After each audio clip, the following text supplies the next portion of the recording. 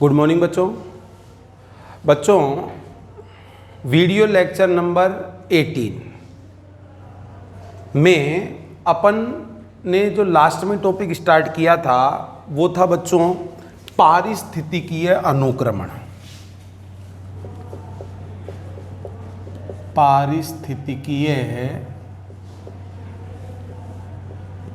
अनुक्रमण या जैविक अनुक्रमण।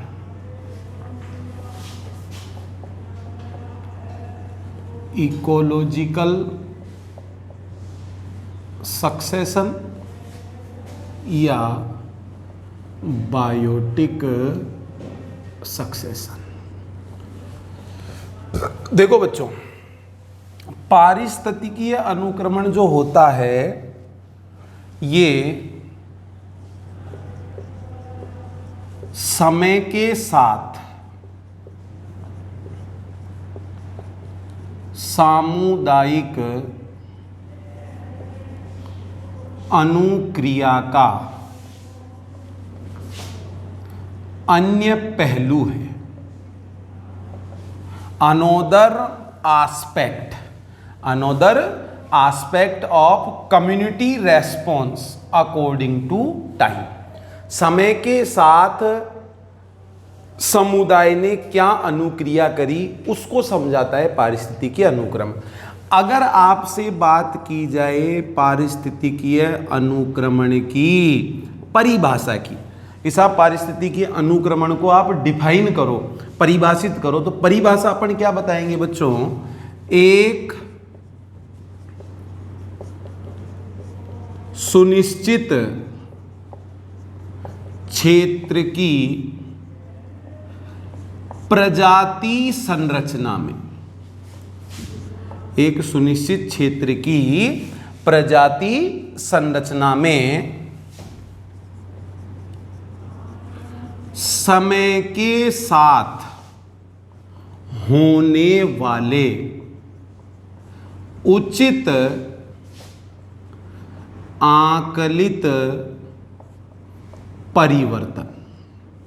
ध्यान से समझेंगे बच्चे, परिभाषा क्या बताएंगे?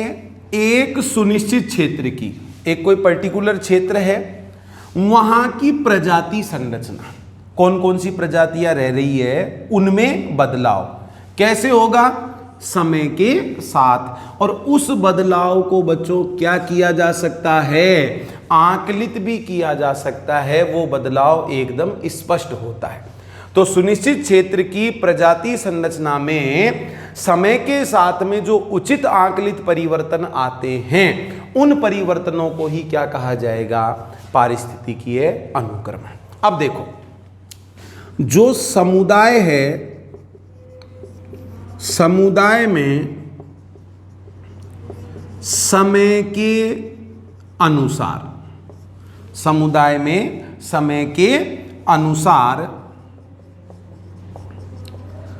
परिवर्तन होते रहते हैं। कोई भी जो समुदाय है वो अनंत काल के लिए एक जैसा बना हुआ नहीं रह सकता। अब देखो, समुदाय में समय के अनुसार परिवर्तन होते रहते हैं। क्यों भाई? वातावरणीय परिस्थितियां बदलती रहती हैं।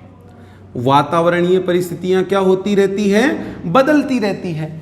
और उन बदलती हुई वातावरणीय परिस्थितियों के अनुसार ही समुदाय में क्या होते रहते हैं? परिवर्तन होते रहते हैं।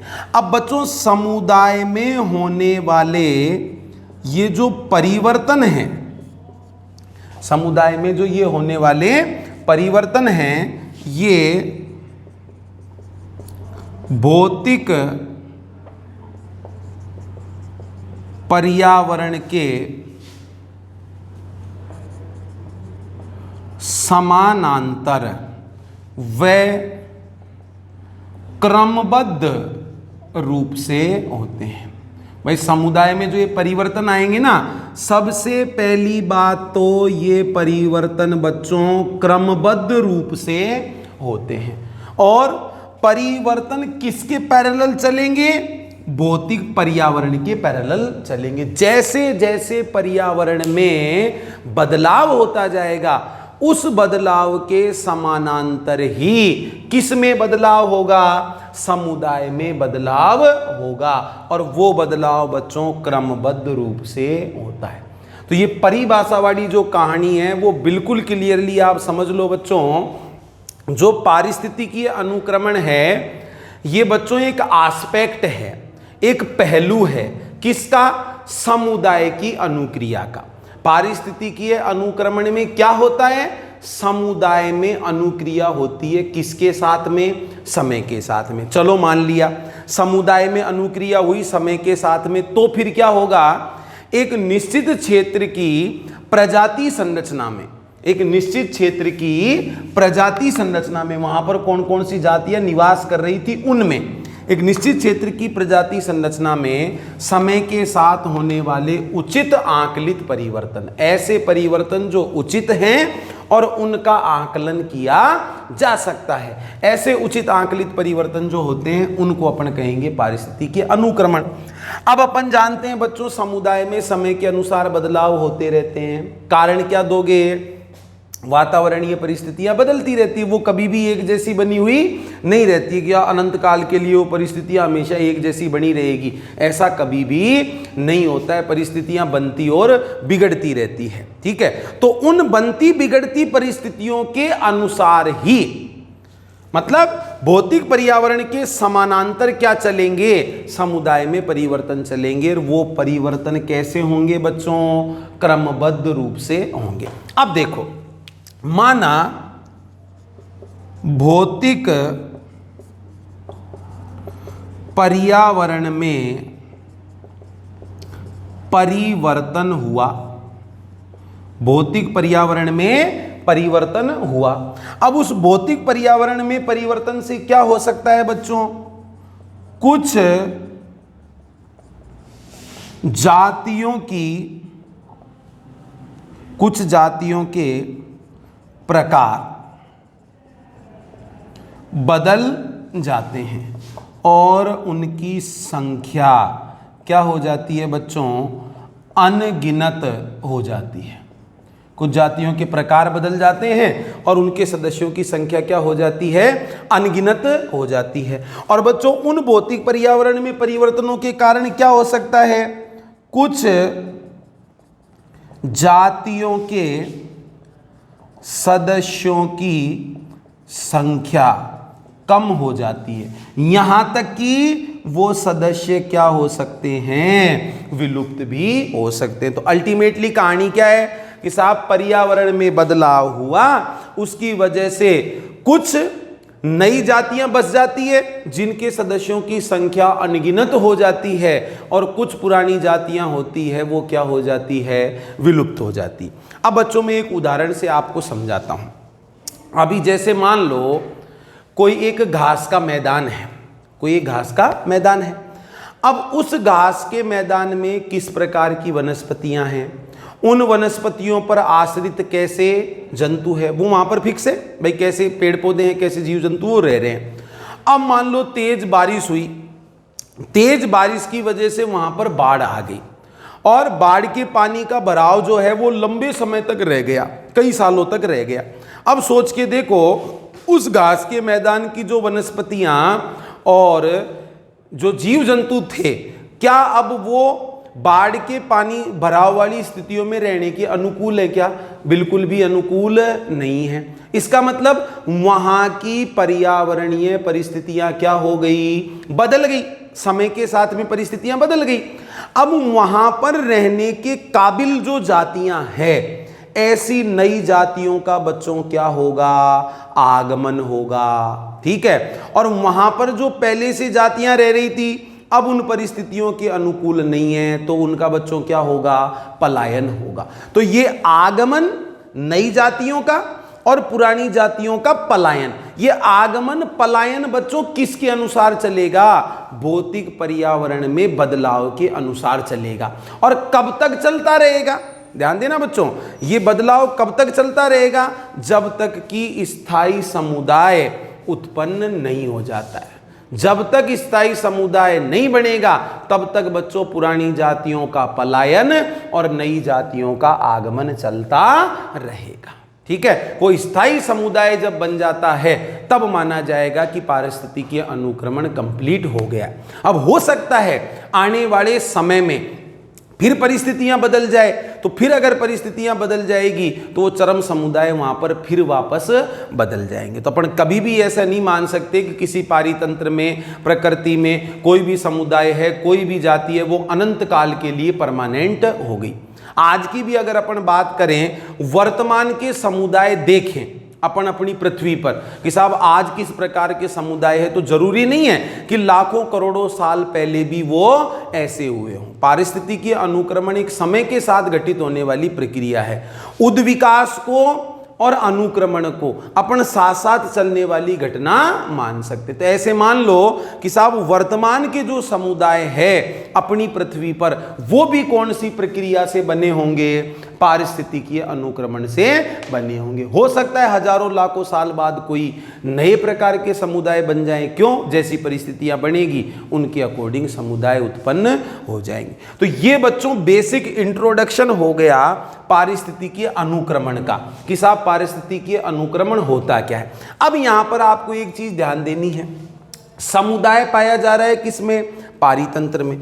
अब बच्चों पारिस्थितिकीय अनुक्रमण के दौरान, पारिस्थितिकीय अनुक्रमण के दौरान जैविक व अजैविक दोनों घटक भाग लेते हैं। भाई पारितंत्र के जैविक घटक भी पार्टिसिपेट करते हैं और पारितंत्र के अजैविक घटक भी पार्टिसिपेट करते हैं पारिस्थितिकीय अनुक्रमण के दौरान। पारिस्थितिकीय अनुक्रमण के दौरान पादप व जंतु समुदाय दोनों में ही क्या होंगे? परिवर्तन होंगे। ऐसा नहीं है कि केवल पादप समुदाय में परिवर्तन आएगा, पादपों के साथ साथ जंतु समुदाय में भी परिवर्तन आएगा पारिस्थितिकीय अनुक्रमण के दौरान। तो बच्चों ये बेसिक इंट्रोडक्शन हो गया पारिस्थितिकीय अनुक्रमण का। अब पारिस्थितिकीय अनुक्रमण से संबंधित कुछ टर्मिनोलॉजी है, शब्दावली है, उसकी बात अपन करते हैं।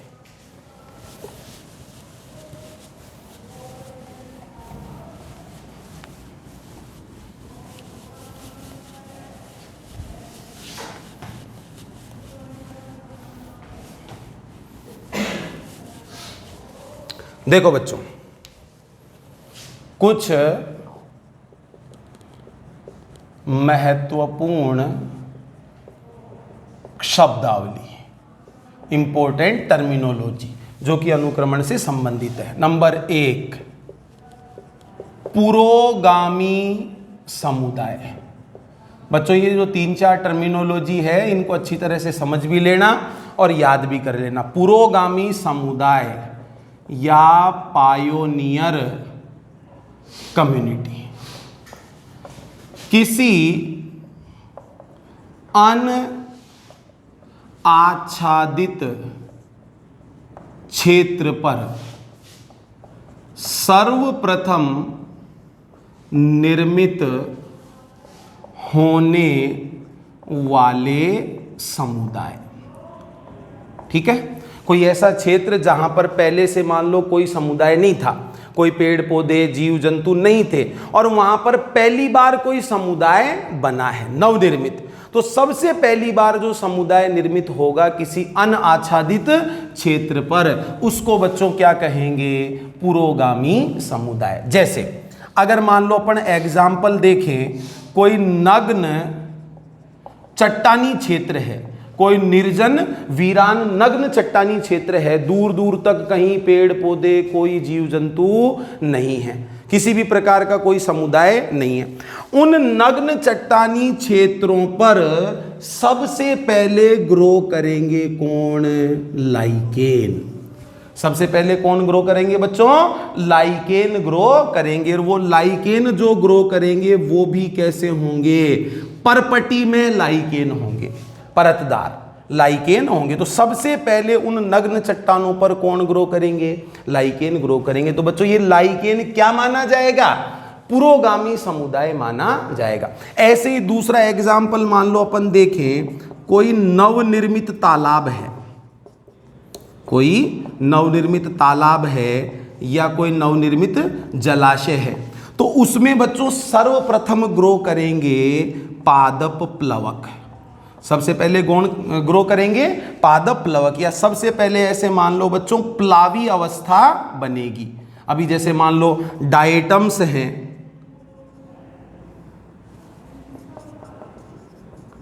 डायटम्स हैं, माइक्रो एल्गी है, ये उस नवनिर्मित जलाशय या तालाब में सबसे पहले ग्रो करेंगे। तो उस नवनिर्मित जलाशय या तालाब के लिए क्या माने जाएंगे? ये पुरोगामी समुदाय।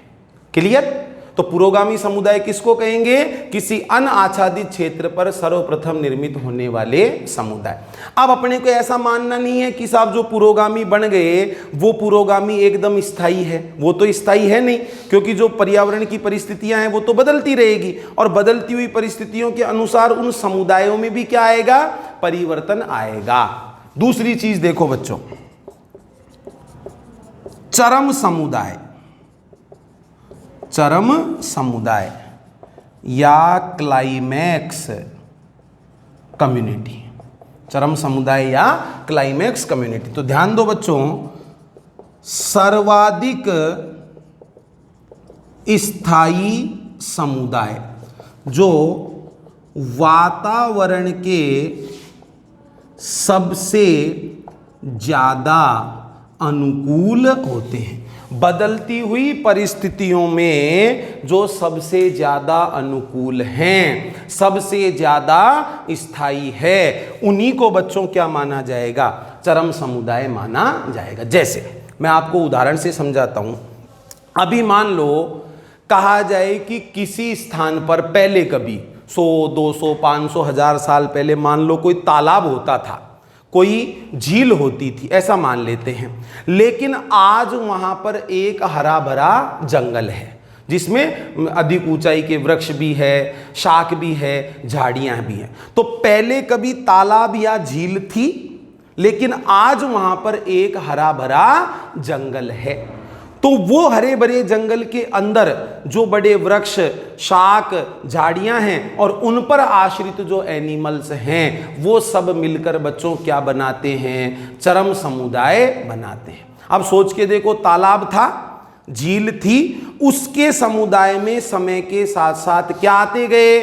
परिवर्तन आते गए, और वो बीच में जितने भी प्रकार के समुदाय बने थे सब क्या थे? वो अस्थायी थे। ठीक है, धीरे धीरे उनमें बदलाव आता गया। जो वातावरण के सबसे ज्यादा नजदीक है, जो वातावरण के प्रति सबसे ज्यादा अनुकूल है, जो वातावरण के प्रति सबसे ज्यादा स्थायी है, ऐसे समुदायों को ही बच्चों क्या कहेंगे? चरम समुदाय कहेंगे। तो अपन तो तालाब के उदाहरण से ही मान लें, नवनिर्मित तालाब या जलाशय में जो पादप प्लवक उत्पन्न हुए थे वो मान लो आप पुरोगामी समुदाय, और आज मान लो वहां पर एक घना जंगल है तो उसमें जो वृक्ष और उन पे आश्रित जंतु है वो मान लो चरम समुदाय। अब तीसरी चीज बच्चों और देखो, सीरल कम्युनिटी या क्रमकी समुदाय। सीरल कम्युनिटी या क्रमकी समुदाय। तो देखो बच्चों, पुरोगामी समुदाय सबसे पहले उत्पन्न होने वाला, वह चरम समुदाय सबसे बाद में उत्पन्न होने वाला, वातावरण के सबसे ज्यादा नजदीक। तो पुरोगामी समुदाय व चरम समुदाय के बीच में बनने वाले सभी समुदाय, पुरोगामी समुदाय व चरम समुदाय के बीच में बनने वाले जो जितने भी समुदाय होंगे वो सारे के सारे क्या कहलाएंगे बच्चों? क्रमकी समुदाय कहलाएंगे। जैसे मान लो कोई तालाब घने जंगल में बदला होगा तो सबसे पहले तो पादप प्लवक उत्पन्न हो गए, उसके बाद में ऐसे मान लो जड़ युक्त पौधे भी बने होंगे जो अंदर डूबे हुए हों।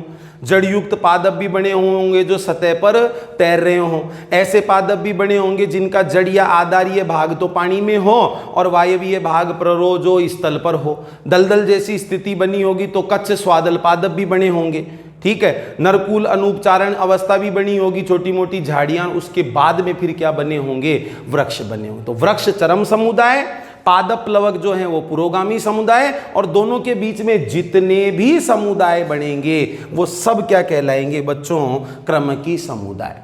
तो इकोलॉजिकल सक्सेशन पढ़ने से पहले ये 3 परिभाषाएं बिल्कुल क्लियरली आपको आनी चाहिए। पुरोगामी समुदाय क्या होता है, चरम समुदाय क्या होता है और क्रमकी समुदाय क्या होता है। अब बच्चों एक टर्म पर और ध्यान दो, एक शब्द और है, सीयर या क्रमक। सीयर या क्रमक, तो सीयर या क्रमक किसको कहेंगे, समुदाय में घटित परिवर्तनों का संपूर्ण क्रम। समुदाय में घटित क्रमिक परिवर्तनों का जो संपूर्ण क्रम होता है, सीक्वेंस होता है, उसको अपन कहते हैं सीयर। अभी जैसे मान लो मैं कहूं कि सपोज इकोलॉजिकल सक्सेशन जो है वो उच्च जल वाली परिस्थितियों से प्रारंभ हो रहा है या ऐसे स्थानों से प्रारंभ हो रहा है जहां पर जल की मात्रा अधिक है, तो बच्चों उस अनुक्रमण को कहा जाता है हाइड्रोसीयर या जल क्रमक। उस अनुक्रमण को क्या कहेंगे, हाइड्रोसीयर या जल क्रमक। मतलब जलीय स्थान से अनुक्रमण प्रारंभ होगा और उस अनुक्रमण के दौरान समुदाय में होने वाले सभी परिवर्तनों को शामिल किया जाएगा। वो क्या हो जाएगा बच्चों, जल क्रमक। माना अनुक्रमण निर्जन वीरान चट्टानी क्षेत्रों से प्रारंभ हो रहा है, उसको बच्चों कह दिया जाएगा लिथोसीयर या शैल क्रमक। अब नाम से ही पता चल रहा है, शैल, शैल मतलब चट्टाने, चट्टानी क्षेत्रों से प्रारंभ होने वाला अनुक्रमण। क्रमक जितने भी बिंदु आएंगे सबको शामिल किया जाएगा। मरुस्थलीय क्षेत्र से प्रारंभ हो रहा है तो मरु क्रमक, ठीक है। तो बच्चों सीयर या क्रमक से क्या मतलब लगाना है, समुदाय में घटित होने वाले क्रमिक परिवर्तनों का संपूर्ण क्रम, ठीक है।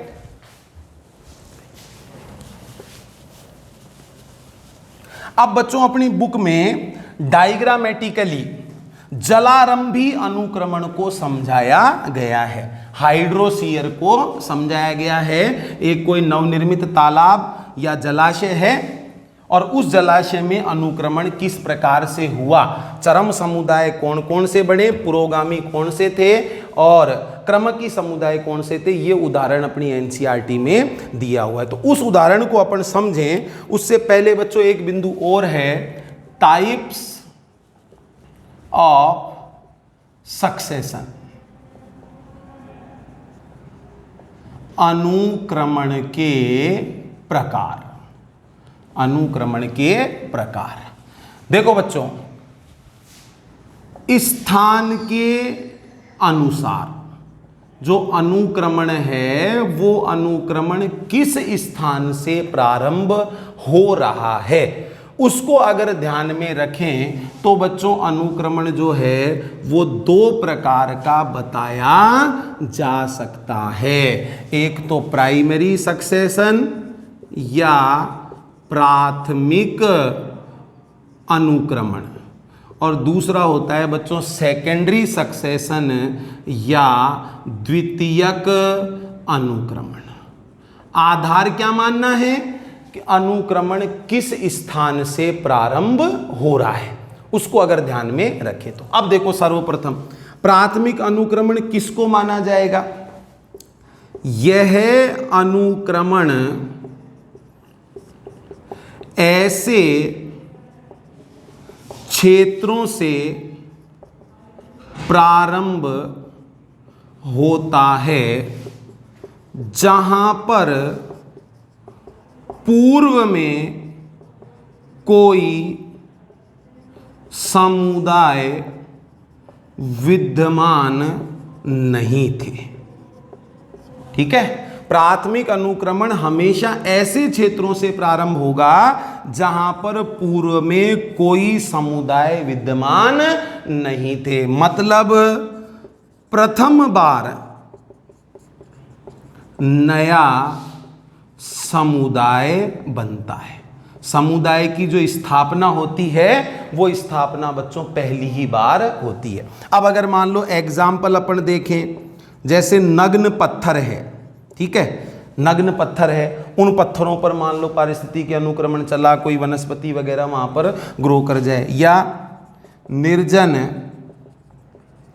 चट्टानी क्षेत्र है, नवनिर्मित तालाब है, ठीक है, नग्न पत्थर, निर्जन चट्टानी क्षेत्र, नवनिर्मित तालाब या जलाशय, इनसे जो अनुक्रमण प्रारंभ होगा वो कैसा माना जाएगा बच्चों?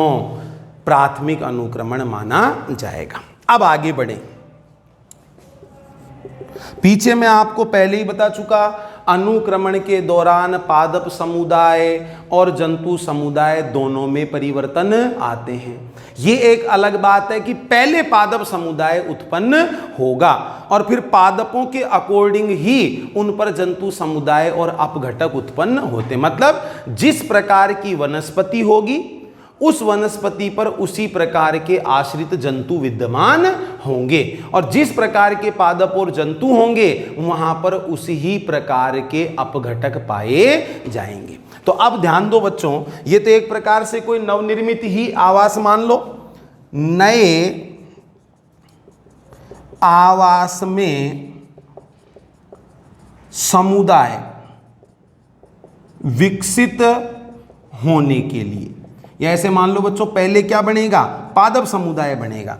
किसी नए आवास में पादप समुदाय विकसित होने के लिए मृदा का प्रेजेंट होना आवश्यक है, मिट्टी की उपस्थिति आवश्यक है। भाई निर्जन वीरान चट्टानी क्षेत्र है और उस चट्टानी क्षेत्र पर वनस्पतियां पेड़ पौधे ग्रो कर जाए तो कम से कम मिट्टी तो होनी चाहिए ना।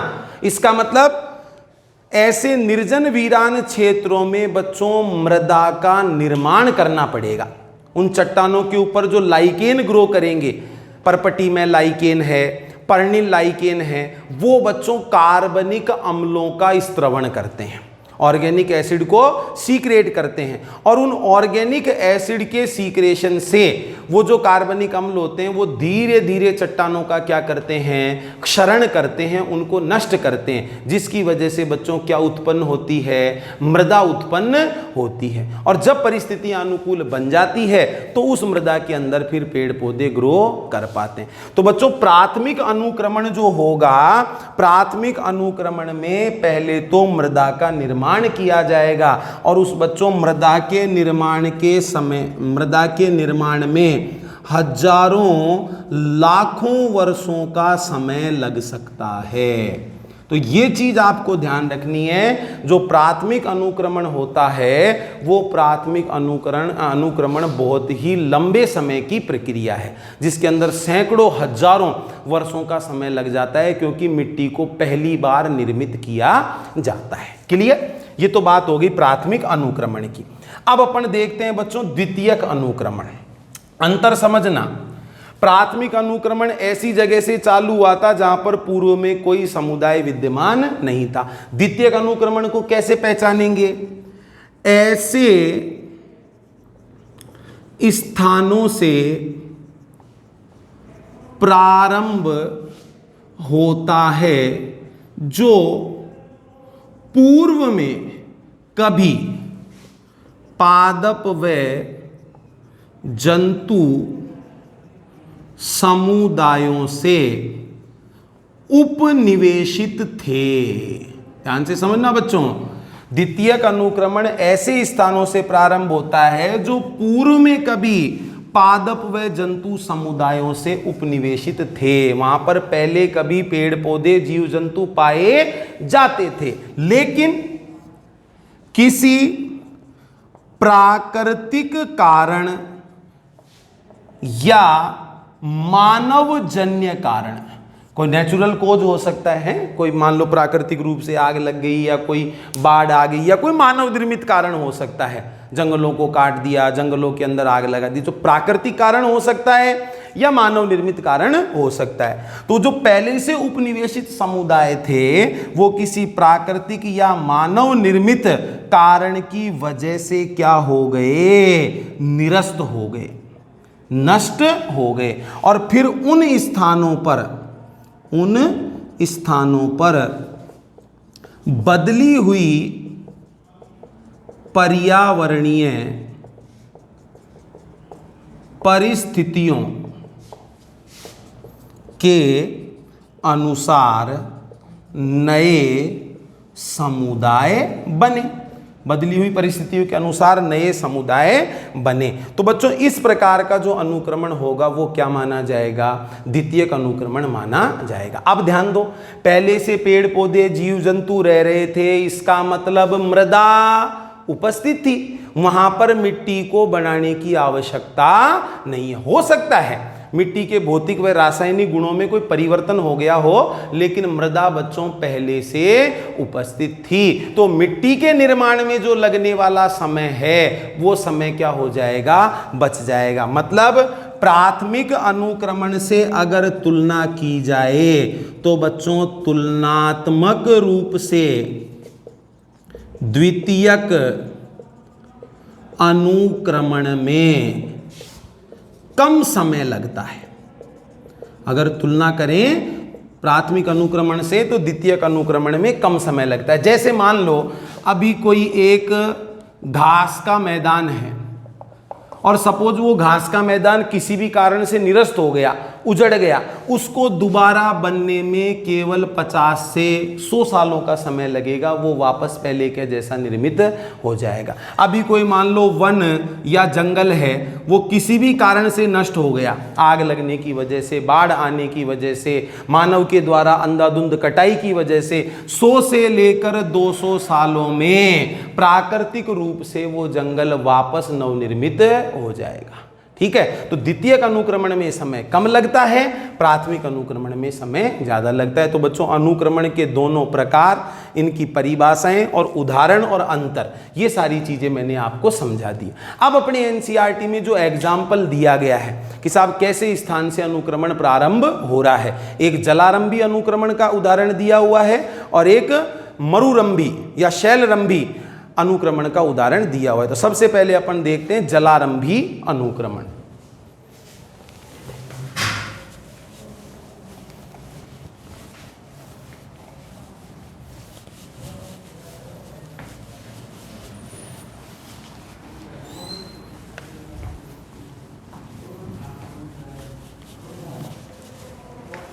देखो बच्चों,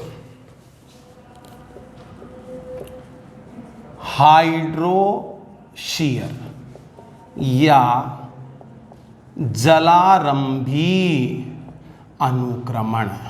अब देखो बच्चों, नाम से ही पता चल रहा है, हाइड्रोशीयर या जलारंभी अनुक्रमण मतलब जलीय स्थानों से या अधिक जल वाली परिस्थितियों युक्त आवास से प्रारंभ होता है। आगे बात समझ में, कैसे स्थानों से प्रारंभ होगा, जलीय स्थानों से या अधिक जल वाली परिस्थितियों युक्त आवासों से प्रारंभ होता है। अब बच्चों, अगर अनुक्रमण जलारंभी है या ऐसे मान लो जलीय परिस्थितियों वाले स्थान से प्रारंभ हो रहा है, जो चरम समुदाय बनेंगे वो चरम समुदाय कैसे होंगे बच्चों, मीजिक।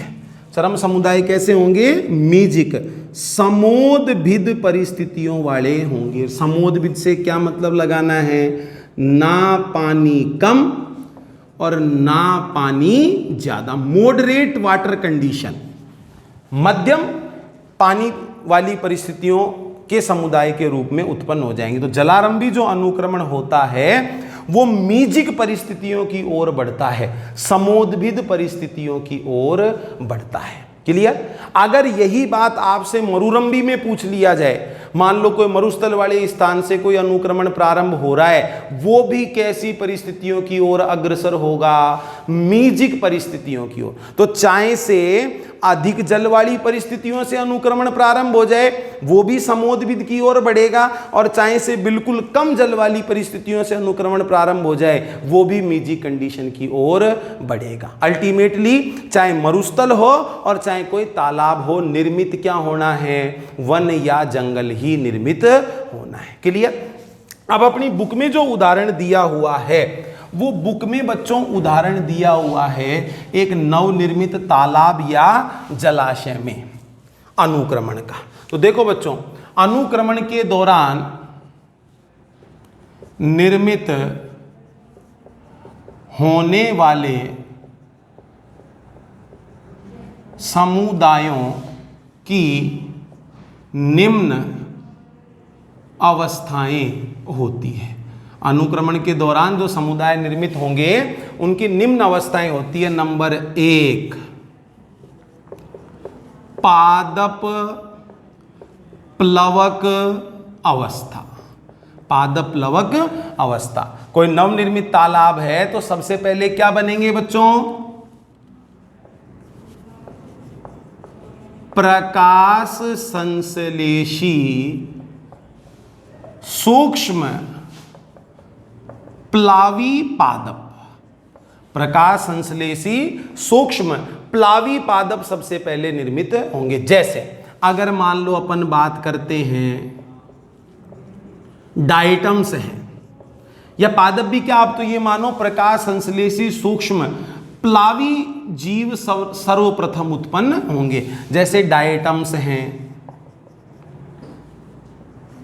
एल्गी है, बीजीए, नील हरित शैवाल, ये सबसे पहले किसी नवनिर्मित तालाब के अंदर उत्पन्न होंगी। ऐसी स्थिति मान लो ये सपोज कोई नवनिर्मित तालाब है, इसके अंदर ये भरा हुआ है पानी, ठीक है, अवसाद में कोई ज़्यादा कचरा मिट्टी वगैरह भी इकट्ठे नहीं हुए, तो सर्वप्रथम ये पादप प्लवक अवस्था बनती है, ये सूक्ष्म जीव उत्पन्न होते हैं। उदाहरण डाइटम, एल्गी, बीजीए वगैरह ये हो जाएंगे। नेक्स्ट, सेकंड, द्वितीय अवस्था जो बनेगी वो मूल युक्त निमग्न पादप। अब देखो, निमग्न का मतलब डूबे हुए, निमग्न का मतलब डूबे हुए।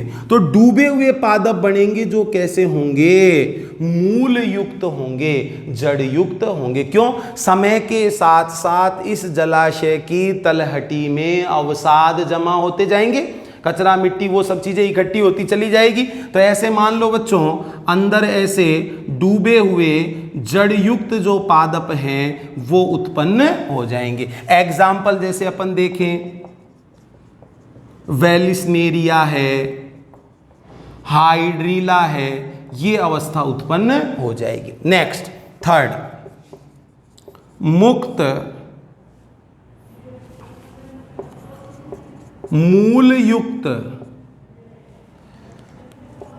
प्लावी पादप। अब इसके बाद की जो अवस्था बनेगी वो कैसी होगी, मूल युक्त प्लावी पादप, जड़ युक्त होंगे, प्लावी, स्वतंत्र रूप से तैरते हुए। तो ऐसे मान लो बच्चों, इस प्रकार से जड़ युक्त पादप होंगे जो स्वतंत्र रूप से तैरते रहेंगे, ये अवस्था बन जाएगी। ठीक है। नंबर 4, नरकूल अनूप चरण।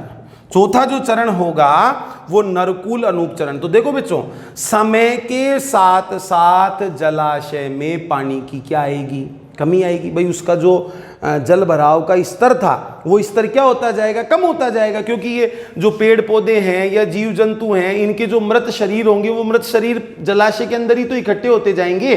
तो उसका जो तल था वो तल ऐसे मान लो कम गहरा होता चला जाएगा, पैंदा धीरे धीरे ऊपर आता चला जाएगा। ऐसी स्थिति आप इसमें मान सकते हैं। तो नरकूल अनूप चरण में किस प्रकार के पादप उत्पन्न होंगे, जिनमें जड़ या भूमिगत भाग, वो तो किस में रहता है, जल में, और जो प्ररोह होगा वो प्ररोह कैसा होगा बच्चों? वायवीय, जल से बाहर होगा। जड़ और प्ररोह का नीचे वाला हिस्सा होता है वो तो पानी में डूबा रहेगा, और प्ररोह पत्तियां बाकी का हिस्सा जो है वो कहां पर रहेगा बच्चों? ऊपर जैसे रहेगा। ये मूल युक्त प्लावी पादप के उदाहरण में आपको बताना भूल गया, जैसे बच्चों निम्फिया है, ठीक है, कमल है, ट्रापा है, ये सब इसके उदाहरण हो जाएंगे। नरकुल अनुपचरण में जड़ पादपों का जड़ या भूमिगत भाग है वो पानी में रहेगा, प्ररोह वो वायवीय रहेगा। इसका स्टैंडर्ड एग्जाम्पल आप बता सकते हो बच्चों टाइफा।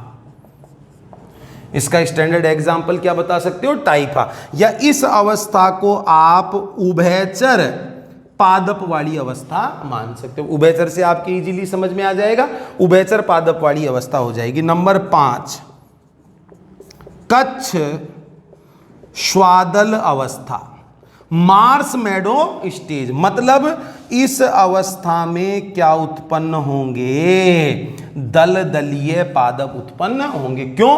क्योंकि लगातार पानी की मात्रा क्या होती जा रही है? कम होती जा रही है। अब कीचड़ दलदल जैसी स्थिति उत्पन्न हो जाएगी। तो कच्छ स्वादल अवस्था में दलदलीय पादप उत्पन्न हो जाएंगे। जैसे स्टैंडर्ड एग्जाम्पल अपन देखें तो बच्चों बता सकते हैं आइपोमिया, ये कच्छ स्वादल चरण में उत्पन्न हो जाएंगे। नेक्स्ट नंबर 6 गुल्म अवस्था। गुल्म अवस्था स्क्रब स्टेज। अब ये जो गुल्म अवस्था है, इस गुल्म अवस्था में बच्चों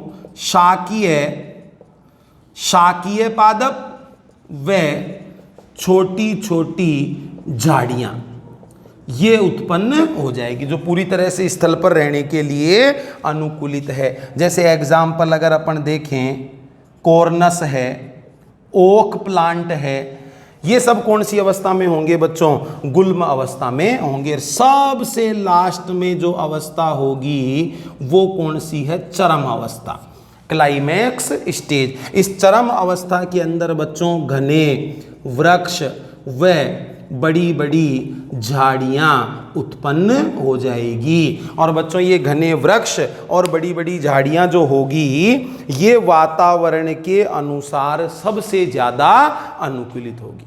तो पहले कभी एक तालाब था और आज उस अनुक्रमण की प्रक्रिया से वो एक तालाब है वो एक घने जंगल के अंदर तब्दील हो चुका है। अब उस घने जंगल वाली जो जलीय परिस्थितियां हैं वो कैसी मानी जाएगी बच्चों? मीजिक, समोद्भिद, ना तो पानी बहुत कम ना पानी बहुत ज्यादा। प्रारंभ किससे हुआ था? जलीय आवास से, इसलिए अनुक्रमण को क्या कहा जाएगा? जलारंभी। अब बच्चों अनुक्रमण से संबंधित और बाकी के जो पहलू हैं इनकी चर्चा अपन नेक्स्ट वीडियो लेक्चर में करेंगे। धन्यवाद।